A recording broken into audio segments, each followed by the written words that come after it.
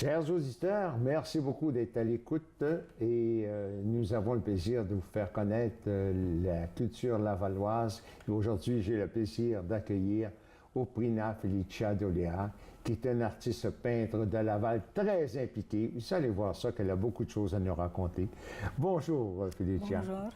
Dis-moi, ça fait longtemps que tu es au pays d'abord. Tu arrives de quel pays, toi? Moi, j'arrive de la Roumanie et ça fait environ 10 ans. 10 ans déjà? Oui. 10 ans au pays. Mais déjà, tu t'es impliqué immédiatement dans les arts quand même ici. Oui, parce que je suis une artiste. Je viens de la Roumanie, mais j'ai suivi des cours et j'ai un bac en art plastique. Là-bas, de la Roumanie? Oui. Tu avais un bac en art plastique Oui. en Roumanie? Oui, et j'ai travaillé comme designer toute ma vie jusqu'à j'ai arrivé ici. Ah, c'était ton travail là-bas? Oui. Ah bon. Qu'est-ce qui a fait que tu t'es emmené au pays ici, qu'on a pu avoir le plaisir de t'accueillir ici? C'est grâce à mon mari, c'est lui qui a voulu. Et c'est sûr que j'ai arrivé, j'étais un petit peu déçue. Oui. Pourquoi? Je parlais pas français. Ah, tu parlais pas français? Non. Et en plus, j'ai pas trouvé le même travail que je m'attendais. C'était plus difficile. Plus difficile. C'est pour ça que j'ai fait un compromis. J'ai dit, je veux faire la peinture et je veux avoir un travail qui me permet de bouger. Et c'est fait. Mais ça a été rapide pour apprendre le français. Tu parles sans accent maintenant? Oui et non. Parce qu'à la maison, on parle encore Oui. dans ma langue maternelle. Oui. Mon mari, c'est de même origine que moi. Oui, d'accord. Et puis, ici, au Québec, d'abord, il a fallu que tu te familiarises avec la langue immédiatement. Ça a été un problème, ça? J'ai pris les 3 niveaux de francisation. Après, j'ai commencé à travailler. C'est sûr que je commençais à parler. Et je m'améliore tous les jours. Maintenant, dans les arts plastiques, je sais que tu possèdes plusieurs techniques. Quelle est la technique? Là, tu fais de la peinture, mais est-ce qu'il y a d'autres techniques que tu possèdes où tu as une certaine habileté? Après tous mes cours en Roumanie, écoutez, un artiste est multidisciplinaire. C'est pas seulement un médium que tu dois travailler ou que tu aimes. Tu vas toucher tous les médiums et après tes performances, tu peux faire des spécialisations dans plusieurs domaines. Moi, par exemple, après l'étude de l'histoire de l'art, j'ai inventé mon style moderne qui est un mélange de trois styles. Art déco, futurisme et un petit peu de cubisme. Le cubisme, oui. L'autre, qui est l'huile avec la spatule, c'est une technique ancienne. C'est sur un support que ça fait longtemps que les artistes travaillent. Mais je sais qu'ici, il n'y en a pas beaucoup de femmes qui travaillent avec la spatule. Non. Quelle est la technique que tu préfères? Les deux. Les deux? Les deux, oui. Tu aimes faire changement? Et j'ai une technique que je n'ai pas touchée depuis que j'ai arrivé ici, c'est l'encre. À l'encre? D'accord. Oui. Pas encore. Et j'ai pas exposé. Oui, je travaille, je fais des petites choses à la maison, des petits tableaux, mais j'ai pas exposé jamais. Mais ça va arriver. Mais tu es très impliqué dans beaucoup d'organismes. Par exemple, nomme donc les organismes dont tu fais partie. Je fais partie de Rosard, je fais partie de l'ALPAP, je fais partie de l'Académie internationale de beaux-arts du Québec, oui. Je fais partie de CAPS, je fais partie de le Conseil de la culture de Laval. Ah aussi? Oui. Mais tu ne chômes pas?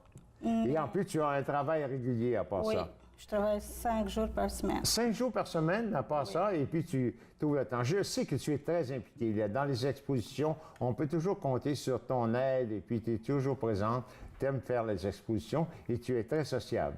Oui, parce que dans 2 organismes, mais maintenant c'est seulement un, que je reste encore directrice artistique, et comme des tâches, pour moi, c'est l'esthétique et d'accrocher les expositions, et c'est une chose que j'aime beaucoup. Tu donnes des cours aussi? Je donne des cours aussi. Je suis professeur dans deux écoles à Montréal. Deux écoles à Montréal? Oui. C'est une école musulmane et une autre roumaine. Pour des jeunes ou bien pour des personnes âgées? Pour les enfants. Pour les enfants. Oui. Alors, tu te spécialises dans le dessin pour montrer aux enfants à dessiner.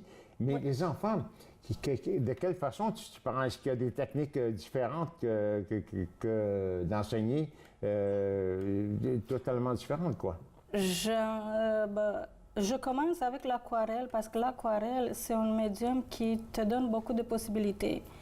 Mais par contre, c'est facile et non pour travailler. Mais les enfants sont très créatifs. Et à cause de ça, je travaille en aquarelle parce que tu peux travailler avec des taches sur mouillé, sur sèche. Ça donne autre chose. Et les enfants adorent ça. Les enfants adorent ça? Oui. Oui? Oui. Et puis, chez les jeunes, je sais que dans les maternelles, tu travailles dans des maternelles, par exemple. Les enfants, à partir de quel âge tu vas les initier à la peinture? 3 ans. 3 ans déjà? Oui. Mais à l'école, ma classe est de 7 ans. 6-7 ans? Oui. Et puis, pour les adultes? Pour les adultes, j'ai donné des cours, mais maintenant, je ne donne plus. Mais il y en a plusieurs qui demandent de petites informations, de corrections de ma part. Je suis toujours là et je le donne tout ce qu'ils veulent. Maintenant, tes sujets de peinture. Ici, on voit que tu as fait des beaux tableaux avec des fleurs quand même. Tu fais des choses aussi.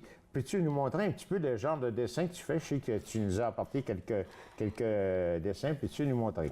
Qu'est-ce que moi j'aime beaucoup et ça me représente, c'est mon style moderne parce que ici, moi, je joue et c'est... Ma composition commence de quelque chose de réel, mais je peux inventer. Je ne veux pas reproduire la réalité parce que si c'est comme ça, je peux prendre une photo. Une et photo, c'est fini. oui, c'est ça. Et, je joue avec la couleur. Je suis très bonne en mélange de couleurs.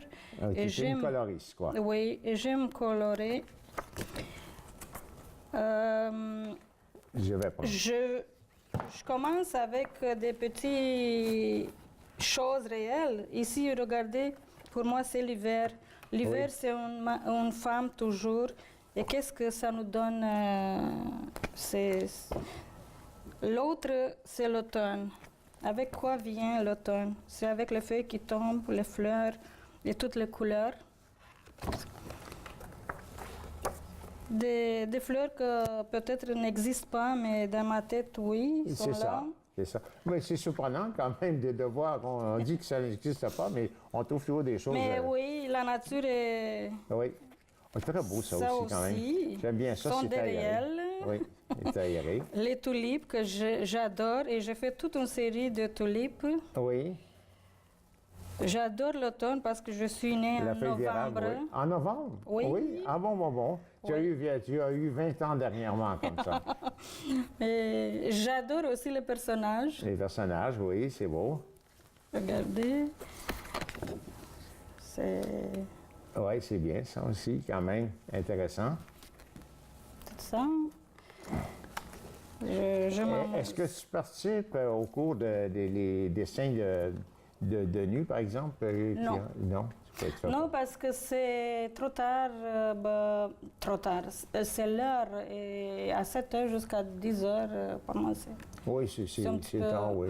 Mais moi, je suis venue avec mon carnet de croquis. Les personnages que vous le voyez sont encore dans mon cahier. Ah oui? Et des fois, je peux le faire de ma tête, oui. ma mémoire qui est bonne. Bon, comme ça. Ah, mais tu fais... Mais quand même, ça, c'est des beaux dessins. Oui, ça, c'est encre. C'est à l'encre, mais ça. j'adore ça. C'est bien. C'est seulement blanc et noir, mais aussi, ça nous parle. Ça donne un bel effet. Parce que pour moi, une toile doit transmettre un message. C'est mon émotion au moment donné, mais je veux le transmettre à qui regarde la toile. Felicia, on peut voir, on peut te rencontrer parce que tu participes à beaucoup d'expositions. Oui. Oui. Est-ce que tu en as prochainement quand même des expositions qui Oui. vont... Maintenant, actuellement, j'expose à Sainte-Rose, dans la galerie. Tu exposes assez souvent chez Rosard. Oui, quand même, à Rosard, Centre d'art. Je suis rentrée dans une galerie à Montréal, c'est l'Artothèque de Stuart Hall. Oui. Et ça va arriver. J'expose avec l'Alpap à la ville de Laval. Ça va commencer de décembre jusqu'à février. Ah, ben c'est bien, quand même. Tu as gagné des prix intéressants. Je sais que mentionne-nous donc ça, ces prix-là. Oui, j'ai gagné le Grand Prix avec l'Alpap une fois, en 2013, en 2008 une mention. J'ai gagné 2 mentions avec CAPS. Mais c'est tout. Ça veut dire qu'on reconnaît ton talent un peu partout? Oui. Ah, c'est formidable de voir ça. Alors, tu as un site Internet, je suppose? Oui, c'est avec l'Académie internationale de beaux-arts du Québec, mais si vous cherchez seulement Oprina Felicia, vous me trouvez partout. Alors, Felicia, Oprina Dolea, oui. On va te trouver partout. Oui, oui, parce que j'ai exposé, j'ai fait des solos, j'ai fait des expositions collectives, duo, trio. Mais c'est fantastique. Au moment en peu de temps, tu t'es fait connaître ici. Alors, donc, tu peux prouver que les gens qui viennent de l'extérieur peuvent s'intégrer facilement au Québec, puis produire de belles choses, puis faire rayonner la culture ici. Ouais. C'est intéressant. J'encourage les gens. Ah, mais t'es formidable. Pour persévérer. Bon, il n'y a pas d'obstacle. Il n'y a pas d'obstacle, hein? Non. Alors, il faut travailler fort quand même. Il faut être présent, s'impliquer. Oui. Formidable. Alors, Felicia, je te tiens à te remercier, à te souhaiter bonne chance et puis à inviter nos auditeurs à communiquer avec toi sur Internet. Merci beaucoup. T'es bien gentil. Ça a été une belle occasion pour moi d'être ici aujourd'hui. L'occasion était meilleure pour nous autres encore. Merci. Au plaisir. Elle ne manque pas d'originalité. Elle est très versatile, elle peut faire beaucoup de choses. Alors, Chanaëlle Célestin, c'est un grand plaisir de t'accueillir. Ben, je te remercie. Dis-moi, tu es originaire de quel endroit? Je suis originaire de Haïti. D'Haïti? Oui, on est né là-bas, mais on a grandi au Québec, quoi. Ah, tu es né à Haïti? Oui. Puis, et puis dans quel coin? Les Cailles. Ah. Oui, je crois que c'est du côté nord. Je t'avoue que je connais très peu. Près de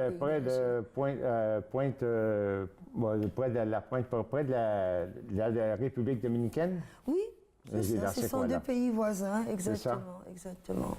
Tu es arrivé ici à quel âge? Ben, écoute, l'âge, j'étais toute petite. Hein. J'ai fait mon école, j'ai refait des années élémentaires.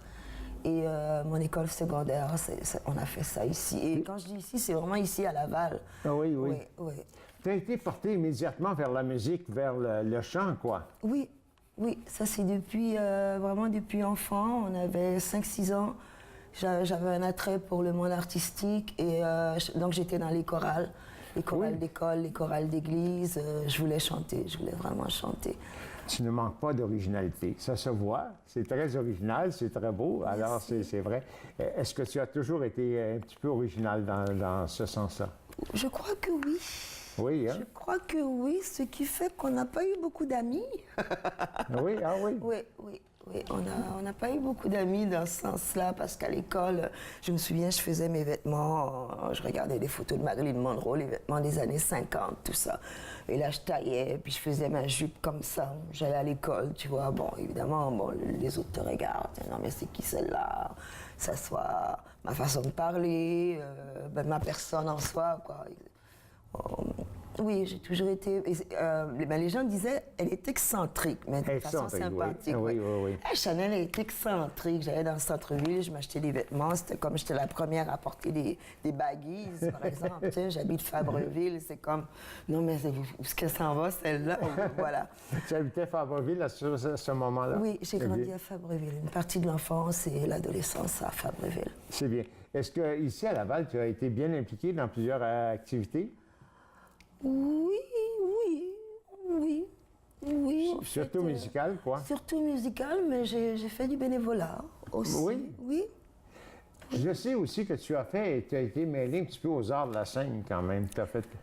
Oui, ben écoute, quand j'ai grandi, voilà, à un moment donné, je me suis dit, bon, ben l'école, je ne vais plus tellement y aller. Moi, je dis pas, ne faites pas ça les enfants, allez à l'école. Parce que je savais ce que je voulais. Je voulais être chanteuse. Je voulais être chanteuse. Quand les profs nous demandaient, non mais c'est quoi tes rêves, c'est quoi tout ça? Moi c'était clair, je voulais être une artiste. Alors enfant, ben, je prenais des cours de chant, des cours d'art dramatique, des cours de danse. Je partais de Fabreville, je prenais le bus, la 70. Qu'est-ce que je l'ai pris ce bus? Puis j'allais au métro, puis du métro, je descendais au métro Laurier, j'allais prendre mes cours de chant à Outremont. J'avais un prof qui s'appelait Mademoiselle Bailly. Et qui m'a beaucoup encouragée, qui croyait, tout ça, qui m'a dit « Ouais, Chanel, tu sais que oui, c'est possible, quoi. » Puis elle m'a dit « elle m'a suggéré à un moment donné, tu devrais chanter en espagnol, tu vas apprendre l'espagnol. » Puis elle m'a dit « Ta couleur de peau, il y a beaucoup de gens qui parlent espagnol. » J'ai appris l'espagnol un peu depuis. Tu as appris l'espagnol. Donc, oui. Tu parles le français, l'anglais et l'espagnol. Oui, enfin, moi, timidement, l'espagnol et l'anglais, c'est venu un petit peu plus tard parce que, bon, j'ai beaucoup voyagé. Ah, tu as beaucoup voyagé? Oui. Alors, oui, donc, dans quel pays? J'ai grandi, écoute, avant l'âge de 20 ans, je suis partie, je suis allée en France. En France? Oui, je me suis dit, je vais à Paris, moi, c'est là que je veux être. Bon. C'est là que ça va se passer. C'est ma ville de prédilection. Mais entre-temps, j'avais fait beaucoup de concours ici. Je gagnais des concours. Et puis j'avais fait un petit peu de professionnel aussi. J'avais chanté professionnellement. Je faisais les cabarets, les petits bars à l'époque. On se promenait partout dans le Québec. Puis je me disais, j'ai pas l'impression que ça va vraiment se passer pour moi ici. Il y avait Normand Brathwaite et c'était à peu près tout. Hein. Alors je me disais, mon Dieu, comment on va faire? Et je suis partie en France parce que j'aimais beaucoup les chanteurs français, Nana Mouskouri, Monsieur Aznavour, tous ces gens, Michel Sardou, la chanson française. J'aimais la chanson française, les textes, Madame Piaf évidemment. Et je suis allée en France. Je me suis dit, j'y vais, pas d'adresse et tout. J'ai pris un billet ouvert pour 3 mois. Je suis restée 10 ans là-bas. 10 ans là-bas? Oui. Je suis restée 10 ans. Voilà. J'ai fait les concours, j'ai passé les auditions comme comédienne, j'ai joué un peu au théâtre, j'ai fait le mannequin. Puis à un moment donné, j'ai fait un concours télévisé équivalent à Star Academy ou La Voix, ce qu'on voit aujourd'hui. Ça s'appelait Les Habits du Dimanche. C'était plus l'équivalent de Star Search à l'époque, c'est ça, dans les années fin 80, tout ça, qui était aux États-Unis. Et c'était monsieur Léon Zitrone qui animait ce show, qui présentait ce show. Un monsieur un peu de ton jeune âge, là. On peut rien te cacher, toi. Alors voilà, j'ai passé l'audition, je suis allée à l'audition, je l'ai eu pour ce concours. J'ai gagné 6 sur 7. Alors j'ai été vue dans toute la francophonie, c'était quand même TF1 qui présentait ce concours. Ce qui m'a permis de rencontrer vraiment des grands artistes qui me faisaient rêver quand j'étais enfant, parce qu'eux venaient comme juges pour nommer, mon Dieu, vite comme ça, tous les garçons et les filles de mon âge, comment elle s'appelle cette dame? Voilà, entre autres, des grands comédiens, tous ces gens, Françoise Hardy, entre autres, qui venaient comme juges, et des gens qui m'encourageaient, qui m'ont dit, écoute, tu lâches pas. Il y avait la très grande comédienne, son nom m'échappe aussi, mais une belle comédienne qui était venue. Et donc ça m'a fait 6 passages télé, 7 passages télé, vraiment au grand écran, quoi, en quelque sorte. Et c'est toute la francophonie qui regardait ça soit de la Martinique en passant par l'Afrique francophone, TV5 ici. Et mon téléphone a commencé à sonner. Voilà, on a commencé à m'appeler. Et on m'appelait pour faire la comédienne, pour faire de la pub, veux-tu vendre tel jus? Et à un moment donné, il y a la première personne qui m'a appelé pour un contrat de disque, c'était Monsieur Orlando, frère de Dalida, qui était encore en vie. Voilà. Elle était toujours vivante à l'époque. Et moi, je suis Monsieur Orlando. Là, j'ai promené, je suis allée le rencontrer, il m'a offert un contrat. J'ai marché ce contrat dans tout Paris à demander aux copains, qu'est-ce que t'en penses, Orlando? Ouais, Orlando, c'est Kéten, hein, qu'est-ce que vous en pensez, tout ça. Et là, on me disait, mais non, Orlando, c'est quand même Dalida, c'est quand même Dave, à l'époque, tous ces gens-là. Et au bout de 2 mois, je suis allée le voir, on s'est assis, on a discuté. Il m'avait proposé un contrat de 5 ans. Moi, non, c'est pas vrai, de 7 ans. Moi, je lui ai dit non, 7 ans, c'est long. J'ai signé avec lui pour 5 ans, finalement. On a fait quelques disques ensemble. On a été avec Carrère. Après ça, on a été avec CBS, qui est devenu Sony. Alors, voilà, quoi. Et donc, la carrière a pris un petit peu son envol. Qu'est-ce que tu as retenu de ton passage en Europe? Quelle expérience, comparativement à ce qui se passe ici au Québec, qu'est-ce que tu as retenu? En Europe, on travaille. On ne parle pas, on travaille. On travaille, let's do it. On a un travail à faire, on le fait. Que ce soit en France, en Belgique, en Europe, quoi, en Angleterre, peu importe. You got some work to do, let's do it. Tu vois, en Allemagne, je suis passée dans ces coins aussi. Tu m'as demandé où je suis allée. Oui, la France, 10 ans, mais je suis allée en Allemagne, je suis allée en Suisse, je suis allée en Amérique latine. Voilà, je portais ma guitare, quoi. J'allais chanter de ville en ville, de pays en pays. Parce qu'à un moment donné, bon, le contrat avec Orlando, ça s'est un petit peu flétri. Et moi, j'ai pris ma route, je me suis acheté une guitare et j'avais un copain qui me disait, tu peux le faire par toi-même. Mais où est-ce que tu as appris à jouer de la guitare? J'ai appris sur le tas, au fil des rencontres, oui, à rencontrer les autres musiciens, à parler aux gens, à porter mon instrument. Par moi-même, j'ai commencé à composer. La première chanson que j'ai composée, c'était toute seule. J'ai touché les cordes et puis les mélodies sont venues parce que j'écris les chansons aussi. J'écris mes textes. Mais comme haïtienne, génétiquement, tu as le sens du rythme, sûrement. On a ça aussi, mais je suis plutôt... c'est marrant, les disques que j'ai faits ou les démos que j'ai fait de mes chansons originales, les gens me disaient, mais tu fais de la chanson triste. Les gens me disaient, mais tu fais de la chanson profonde, tu fais de la chanson triste. Parce que c'est un petit peu un mythe, quoi, qu'on est forcément gay, on a des émotions aussi. Alors voilà, moi mes démos, on m'a beaucoup dit, mon Dieu, tu fais de la chanson triste, bon, Chanel, bon, écoute, moi je leur disais, je ne vais pas chanter ça va bien, si ça va pas bien. Parce que normalement, tu es de nature exubérante quand même. Ben exubérante, j'essaie d'apporter un peu de gaieté, je crois pas, voilà. Je suis quelqu'un quand même d'assez timide, mais je suis portée vers les autres. J'essaie que les gens soient à l'aise et tout ça. Et que tu me demandais ce que j'ai retenu de l'Europe. Voilà, il y a cette facette là-bas. Ben, on travaille, on s'amuse aussi. En France, on s'amuse. Moi, j'ai aimé la beauté, évidemment. Moi, l'histoire, c'est tout ça qui m'a attirée vers l'Europe. Mon Dieu, l'architecture, les petites rues, tout ce que tu voyais dans les films. Et là, tu es là, tu es posé là, les musées, l'art, la culture. Et l'amitié aussi. Moi, j'ai vraiment appris l'amitié en Europe. Est-ce que tu accepterais de nous montrer un petit peu, de nous faire une démonstration de ce que tu chantes? C'est ça? Ben écoute, oui. On l'apprécierait beaucoup. Ça me ferait plaisir. Alors? Allez, écoute, quand je te dis ça, tu me demandais comparativement avec ici, quand tu me dis ici au Québec. Mais ici au Québec, c'est différent, on est un peu plus lent. Oui, hein, c'est plus lent, oui. L'hiver, ça n'aide pas, c'est sûr. Oui, et puis, voilà, voilà. Alors, c'est tout ça. Mais alors, ici tu vas aussi... nous présenter une pièce quand même de ta composition. Oui, je crois que je vais placer une chanson de moi. Excuse-moi le temps de m'installer. C'est ta propre composition. Oui. Alors, avec plaisir. Alors, oui. On était à l'écoute. On était à l'écoute, voilà. Je suis dans les boîtes en ce moment, j'ai pas beaucoup eu le temps de pratiquer. Ok, d'accord. Alors, on a dit qu'on placera celle-là. Ça s'appelle Une journée toute particulière avec un grain de sel.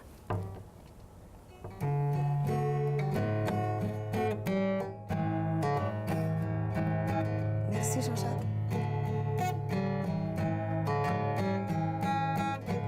Un autre matin et je me lève. Je cherche encore des allumettes pour allumer ma cigarette. Je n'ai plus de café. Je me dirige vers les toilettes. Quand j'ai besoin de faire ma toilette, y a même plus d'eau dans la cuvette. Ah ah, ah ah. Hey. Ah ah ah. Ah ah ah. Ah ah.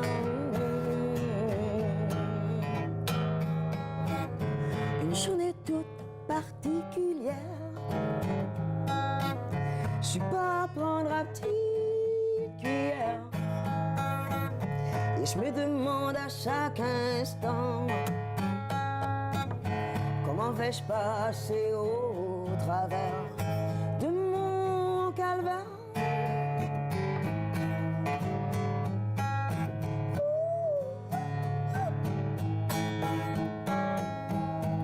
J'ai 35 ans et j'en suis fière.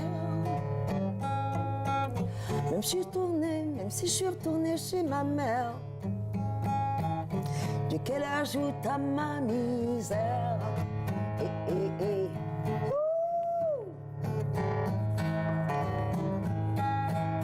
Haïtien, oh, t'es confiance en toi.